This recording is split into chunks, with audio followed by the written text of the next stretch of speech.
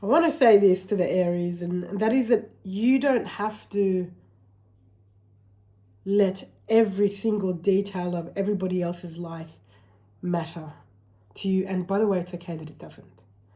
That's okay.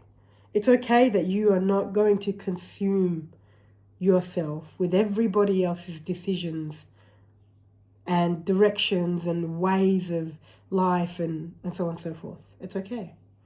You don't have to. It doesn't mean you're a shit person. It's okay for you to completely empty yourself, so to speak, from people, places, events.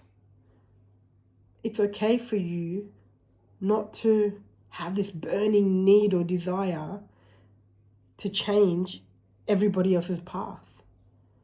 That's okay too. It's okay for you to focus on your own path.